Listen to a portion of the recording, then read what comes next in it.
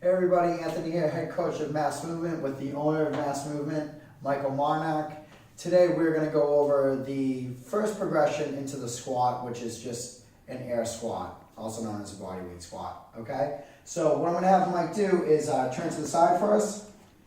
He's going to get his feet into a squat stance, which is usually just about outside shoulder width. Depending on your flexibility, that could be a little bit wider. So Mike is going to pull his rib cage down. He's going to squeeze his glutes as hard as he can to set his pelvis into a nice neutral position. And using that core braced position that we just had, he's going to break at the hips, knees, and ankles, all as one kinetic chain to drop down to the bottom of the squat.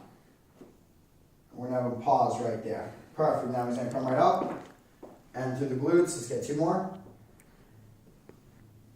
If you notice, he's getting good full range of motion. Perfect. Now, a lot of common faults that we tend to see in the squat is one, the knee-initiated squat. So Mike, why don't you give us one of those? So if you notice, his knees went first. This is going to put a lot of over quad dominance. It's also going to put your knees into not necessarily the best and most optimal position, but what it neglects is your glutes and your hamstrings now, and what it tends to do is to shift the hips forward so the spine's not in a good optimal position, okay? Secondly, the other fault we see is not engaging the ribs. So if Mike puts his arms up and he pulls his rib cage down, you can see that movement happen in the midline.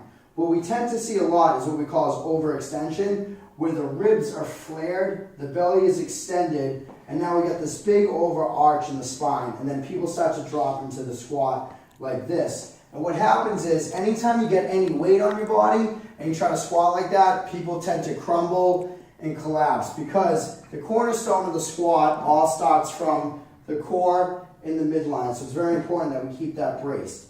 The next fault that we tend to see are knees out. So I'm going to have Mike turn to the center here. And what he's going to do is he's going to start to descend into his squat. So why don't you put your arms out straight for me? And as he squats, I want him to push his knees out as hard as he can.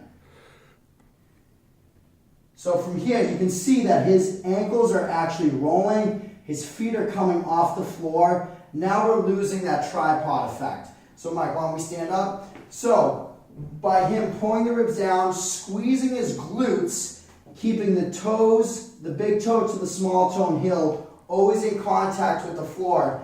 As he starts to squat, he's actually going to open up from the glutes. So we squeeze the butt to activate the hips, get into a nice strong position, and then he's going to descend and open up from the hip.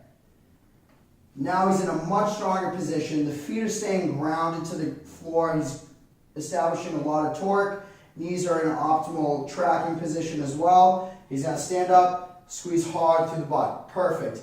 The last fault we tend to see is, a lot of people kind of have a debate in this nowadays, is the butt link of dropping too low. So I'm going to have Mike turn to the side one more time. So Mike is going to sit as low as he can to the squat. And if you notice, his butt starts to round underneath, and this tends to cause people to do this as well. We want to stay in extension, so we want that back upright, up a little higher. Now you notice he's in a much more optimal position. His spine is straight, and he's still maintaining full range of motion, where his butt is below parallel. Weight of the squat is in the center of the foot, and then from there he's going to stand straight up.